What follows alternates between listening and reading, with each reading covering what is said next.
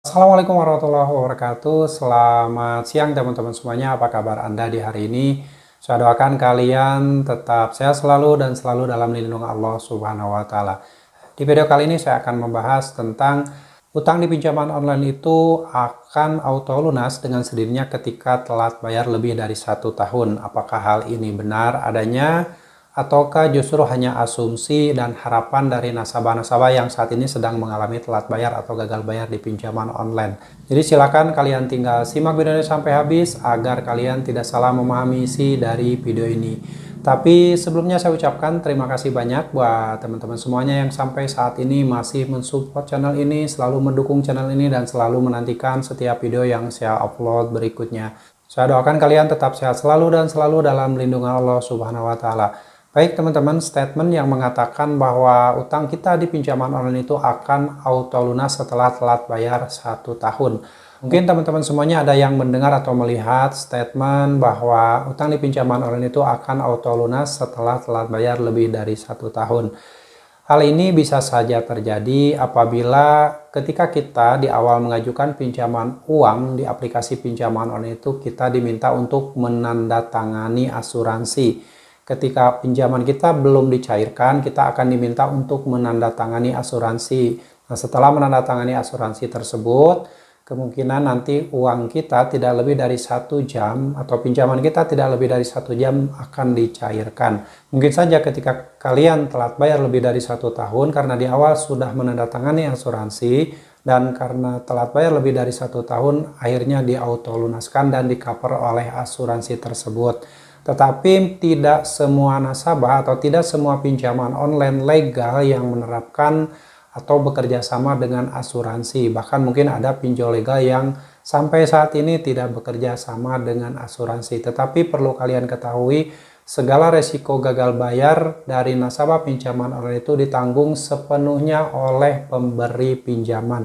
Ya, walaupun begitu mungkin ada saja investor atau pemberi pinjaman tersebut mengautolunaskan utang kita sebagai nasabah yang telat bayar lebih dari 1 tahun, atau bahkan mereka tetap mencatat hutang kita dan tidak mengautolunaskan. Itu bisa saja terjadi. Tetapi berdasarkan pengalaman saya dulu dan keterangan dari teman-teman saya bahwa ketika meminjam uang di pinjaman online legal itu, sebelum uang pinjaman kita dicairkan diminta untuk menandatangani asuransi. Dan ada kemungkinan setelah hutang kita telat bayar lebih dari 1 tahun, mungkin saja di cover oleh asuransi tersebut.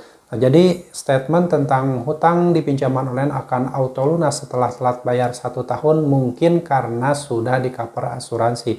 Dan mungkin saja ada pinjol juga tidak bekerja sama dengan asuransi dan tetap utang kita tidak lunas. Mungkin saja itu karena kan kita tidak tahu bahwa sistem di pinjaman online itu akan mengautolunaskan utang kita. Kita juga tidak pernah tahu, tapi kita hanya berharap sebagai nasabah itu yang sudah kesulitan ekonomi dan sudah telat bayar lebih dari 1 tahun, utang kita diautolunaskan oleh pinjaman online tersebut karena mungkin si perusahaan pinjol ini menjaga reputasinya agar tetap baik, agar tetap menjadi pinjaman online yang bisa mendapatkan investor yang banyak.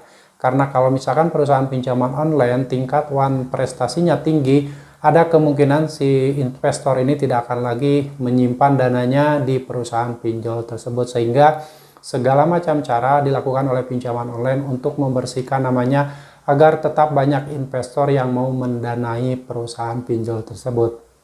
Jadi yang terpenting buat teman-teman semuanya, apapun itu yang bisa mengautolunaskan utang kita jika telat bayar lebih dari 1 tahun di pinjaman online, kita hanya berdoa saja sama Allah. Semoga saja ada pertolongan Allah melalui siapapun dan melalui apapun caranya agar hutang kita di pinjaman online itu diautolunaskan. Karena mungkin karena kesulitan-kesulitan kita sudah tidak mampu lagi membayarkan utang, sudah tidak punya uang lagi. Asalkan kalian jangan pernah membayar utang dengan cara berutang, jangan pernah membayarkan utang dengan cara gali lubang tutup lubang, tidak boleh dilakukan.